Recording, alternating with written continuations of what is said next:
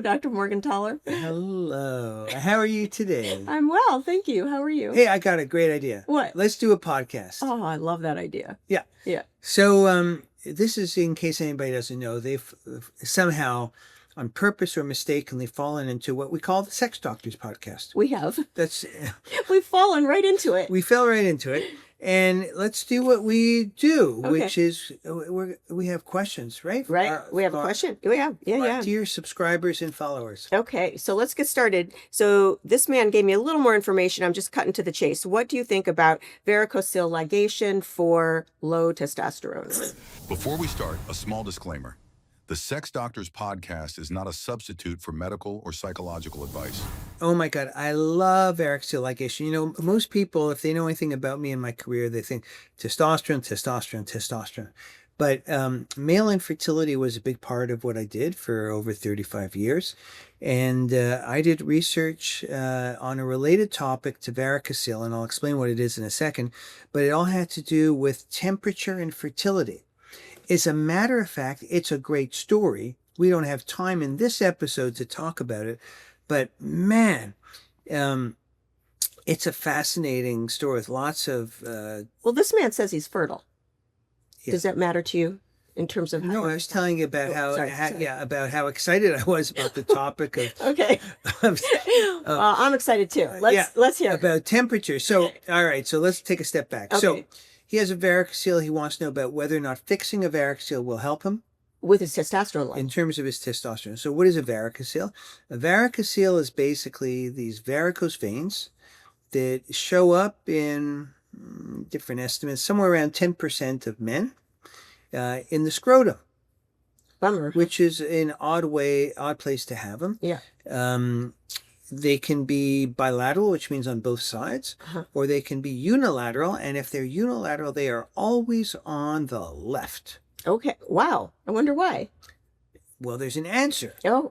It's basically about our anatomy, and I won't go into the overly nerdy answer, but you know our great vessels, the aorta and the vena cava, they're not completely symmetrical. One is to the side of the other, and there's this long vein that goes out. Anyway, it's a venous problem. So it's usually on the left. They don't hurt, right? They don't hurt. They can cause so some people have testicular discomfort with it. It's not sharp pain, but the guys often feel like a heaviness. Oh. And when they're big, you can see them from across the exam. You can see them across the exam room. Yeah. And it just looks like a sack of worms. No. Yeah. Most of them are smaller, and they get graded small, medium, large, basically. And the bigger they are, the more of a problem they can be. But there are a lot of people who have big ones, and everything's fine. We mainly deal with them because of fertility. So if a guy has a varicocele, he goes to the doctor, and even if it's a big one, if he's not bothered by it, and he doesn't care about fertility, or maybe he's already had his kids, doctor's not going to suggest he do anything about it. So most of the guys that I saw around varicocele were men who were seen because they had low sperm counts. I see. 30 years ago, a guy named Mark Goldstein at Cornell, together with his colleague Peter Schlegel, noticed, they were doing a lot of infertility work, and they noticed that testosterone levels improved in men after they fixed their varicoceles. And which is very interesting. What we knew is that varicoceles, when you fix them, the temperature in the scrotum, that's the ball sack for people who are... It kills me to use a word like that. But anyway. But, why? Why would it kill you? It sounds so crude. Ball sack is just... It really gets the point across. Do you know the plural of scrotum, by the way? I would have thought it was also scrotum. Scrota. Scrota. Yeah. Okay. One scrotum, two scrota. It's like one octopus, two octopi. Okay. Yeah, two scrota. But anyway, so the way that fixing a varicocele helps men with fertility is because, believe it or not, the varicocele raises the temperature in the scrotum, and the testicles make sperm best when they're cool. Okay, that makes sense. I've learned that from you before about that's why that sperm is outside of the body, right? Testicles are outside of the the body. body, so that the sperm Right. is right. As a matter of fact, if you take the testicle, if it's undescended, and it's sort of still partly within the body, that testicle doesn't make sperm. In dogs, they've done experiments where the testicles they develop actually right near the kidneys embryologically, and then they come down, come down, come down, come down. And around the 8th month of pregnancy, fetal life, they actually, boop, come out through the inguinal canal in the groin area. Does it make that sound? Boop. It makes just, you have to turn your speakers on very loud. Yeah. And then they descend further into the scrotum. Some boys, they don't come down. It's about 1% of boys are cryptorchid. They have undescended testicles. Those testicles, if they don't get out of the boop, if they don't get out of that groin area, don't make sperm. It's too warm. You can take testicles in dogs, and they come down with their own blood supply. So you can move them up into the abdomen surgically, and with its own blood supply intact, and those testicles stop making sperm. You can then, just to finish up, you can then bring them back down into the scrotum where it's cooler, and the dog testicles make sperm again. I see. It's a temperature effect. So, to our the man that said the question. Yeah. So the answer is yes. So if it's just a yes/no question, can the repair improve testosterone numbers? The answer is yes, but. Okay. So not everybody improves their testosterone. Uh-huh. And even for those who do, the average amount of testosterone improvement is around 80 to 100 nanograms per deciliter. It's not nothing, but it's not amazing. So if we take a man who's got low levels of testosterone, let's say he's at 250, Okay. which is moderately low, and if we were to raise him by 100, that would make him 350. Most doctors experienced with testosterone would say that's not enough of a improvement. Even though that's now considered within the normal range. It's a little normal. Dr. Brandon, you are so sharp. Oh. Because that's a very important point that most people don't get. And not to go too far on a tangent, but the point you're making is that, in the United States, the FDA and the American Urological Association use 300 as the number below which you have low T, right? So if you go from 250 to 350, technically you're normal. But what every person in the field knows is that 350 is not a good outcome if you're trying to raise testosterone. Almost everybody will still have symptoms. And so what's weird is that our cutoff for what's a low testosterone is much lower than where some people are symptomatically. And when you and I have talked about, what do you do with a low normal testosterone? The answer is it's low. It's only low normal in quotation marks because somebody set the bar so low at 300 and the endocrinologists go even lower, 264. It's too low. Yeah. It's too low. So if you get somebody to 350, you haven't done much. So by and large, an average raise of 80 to 100 is something, and some guys will have more. But for a lot of people, it's not going to be the answer to their testosterone I see. issues. Okay. Well, thank you, Dr. Morgentaler. Yeah. Another day, if you have patience for me and my stories. Yes, I do. I'm going to tell you some amazing stuff about temperature and fertility. Okay. But for another day. All right. So the short answer, and so how do people get their varicocele fixed? Can I I'll just address that quickly. So there's no pill that fixes it. The most common way is with microsurgery. It's urologists do this procedure. They usually have to be specialized, usually in what we call andrology or male sexual and fertility issues. And they make a little incision, tiny, like in the inguinal region, in the crease there where the leg meets the abdomen. And you bring out the spermatic cord that carries the sperm, and it has blood vessels and has these veins, and they get tied off, tiny little veins under the microscope, and it prevents the warm blood from up in the abdomen dropping down with gravity to surround the testicle. So the blood still has a way to get out through some other channels, and that's how it gets fixed. Some people get them fixed laparoscopically, where they put a telescope into the belly, just like robotic surgery, but you don't necessarily need a robot for this. And then the radiologist can actually access the veins too through the skin and put in little plugs. They embolize those varicoces. Okay. I did a ton of those varicocele operations, microsurgical. It was a great operation. Guys did well. But that was another era, another topic, and that's the word with varicoceles. Okay. Should we move on? Onward, forward. Yeah, okay. So I thought today we would talk about some of the common ways that couples kind of unintentionally sabotage their sex lives. Oh, it's a good topic. Yeah, Yeah, because there are some common ways people. I want to hear all about this. Well, so should we just start? Should we just I jump can't in? think of another thing to do first. Okay, so I would say that one of the top ways people sabotage their sex life accidentally is they stop flirting. They stop like thinking about flirting and putting energy into flirting. They just stop. Huh. So, if that makes sense, Mhm. can I ask you about that? Yeah. Yeah. So a couple's been married a couple years. They're together. They're happy together. Why do they need a flirt? I didn't know where you were going, but okay, fair. Why do they need to flirt? Because they have to continue to be sexual stimuli for the other person. They have to like keep that energy going, turn their partner on.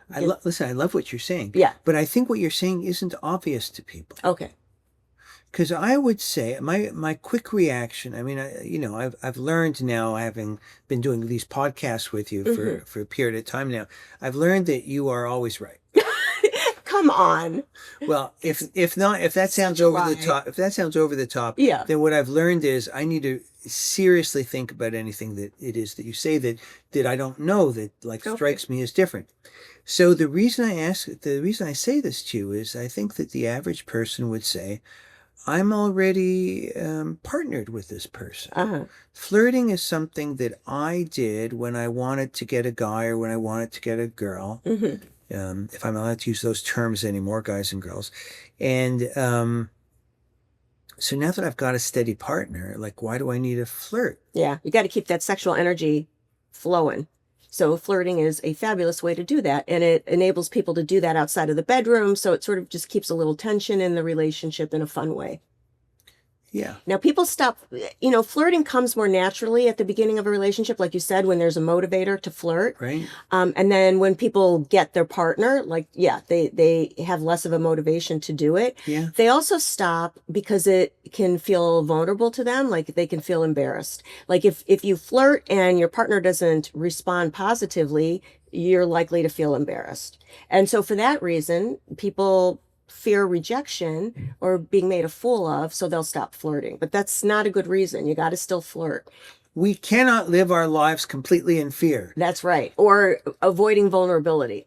So what I would say is if you feel like you flirt and your partner doesn't respond positively, that's worth a conversation for sure. Yeah. But you want to be in an environment where you can continue to sort of tease. Yeah. So, to me, the thing about flirting is that it is playful. Mm-hmm. And heaven knows we need a certain amount of playfulness in our lives, don't we? Oh, for sure. Yeah. Like things are so heavy. Yeah. Otherwise. Everything. Yeah. Things are heavy. Yeah. I mean, there's got to be more than just work. Uh-huh. Right? For sure. Work in Olympics these days, although by the time this thing shows the Olympics, you'll be old news. A memory. But yeah, there's a lot of Olympics these days. Curling, you gotta love curling. Yeah. Okay, we're getting off topic. Now let's get back. Wait. You don't think curling is sexy? Oh, we've had this conversation. No, I actually really don't. Like Oh my God! Wait, that's sweeping. They sweep so vigorously. Yeah, no. No, it doesn't do it for you. No. It's not a type of flirting. Curling is not. No, I'm glad you're not a curler. That's what I've said. Yes. So, okay. Now, what other things do couples do that unintentionally sabotage their sex? I don't know. Tell me. So another thing they do is they hold on tight to this concept of sex should happen spontaneously. Yeah. And so then what happens is there's never a really, for many couples at least, an obvious time to have sex because everyone's schedules are so filled and Right. they have kids and kids schedules, all this.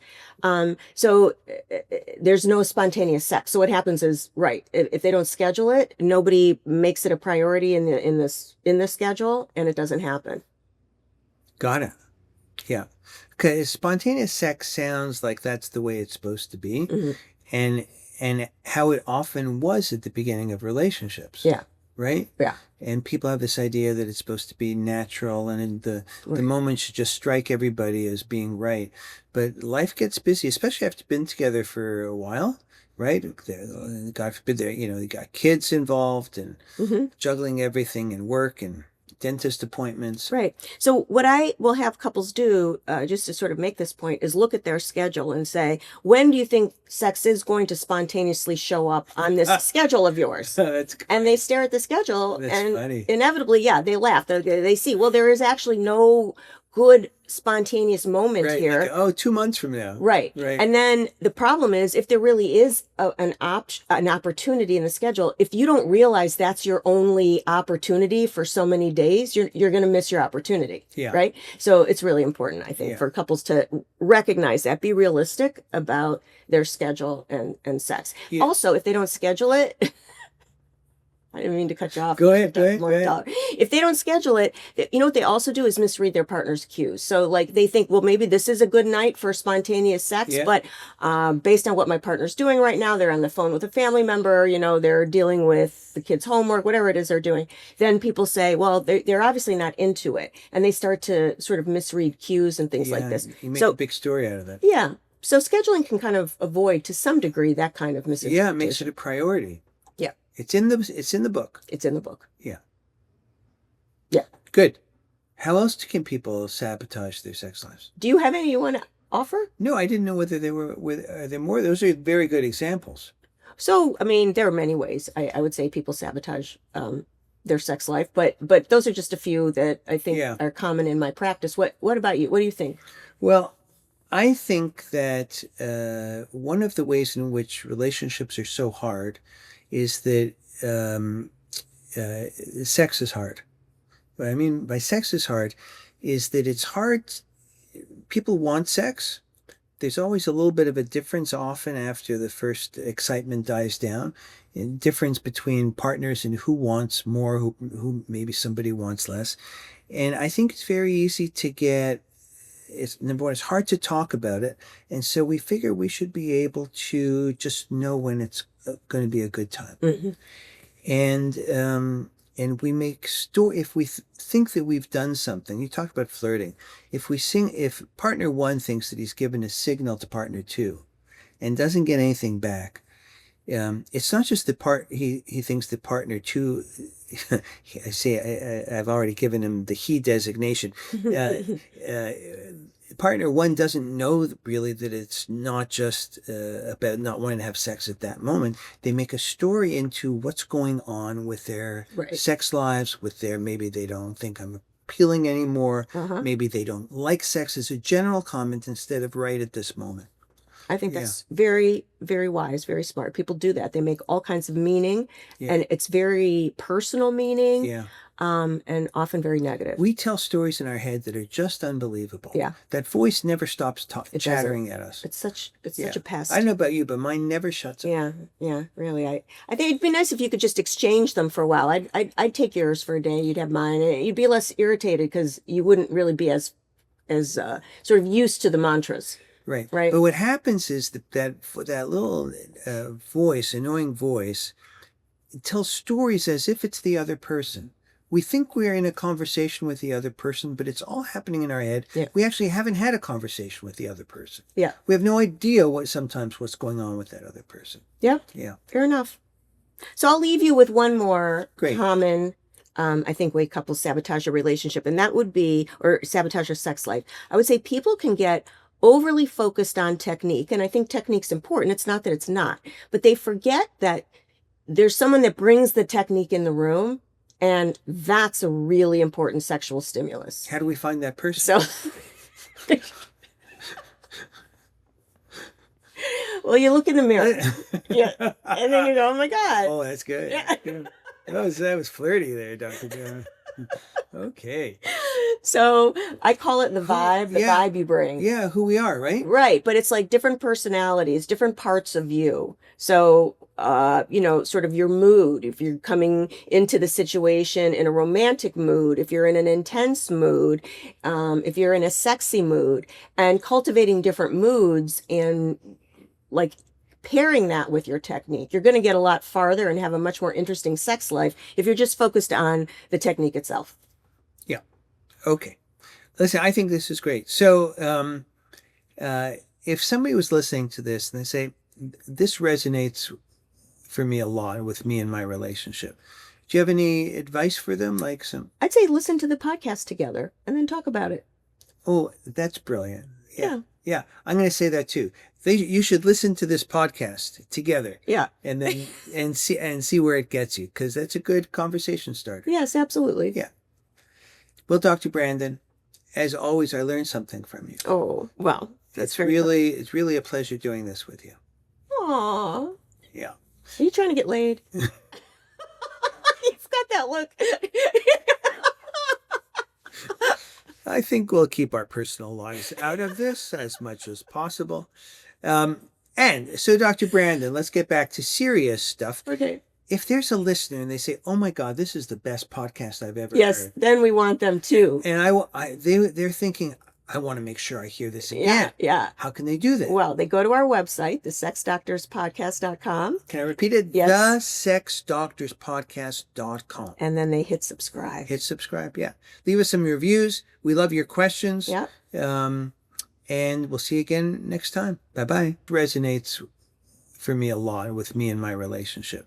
Do you have any advice for them? Like I'd say listen to the podcast together and then talk about it. Oh, that's brilliant. Yeah. Yeah. I'm going to say that too. You should listen to this podcast together. Yeah. And then, and see where it gets you. 'Cause that's a good conversation starter. Yes, absolutely. Yeah. Well, Dr. Brandon, as always, I learned something from you. Oh, well, that's very It's really a pleasure doing this with you. Aw. Yeah. Are you trying to get laid? He's got that look. I think we'll keep our personal lives out of this as much as possible. And so, Dr. Brandon, let's get back to serious stuff. Okay. If there's a listener and they say, "Oh my God, this is the best podcast I've ever Yes, heard," then we want them too. and they're thinking, "I want to make sure I hear this again." Yeah. How can they do that? Well, they go to our website, thesexdoctorspodcast.com. Can I repeat it? Yes. thesexdoctorspodcast.com. And then they hit subscribe. Hit subscribe. Yeah. Leave us some reviews. We love your questions. Yeah. And we'll see you again next time. Bye-bye.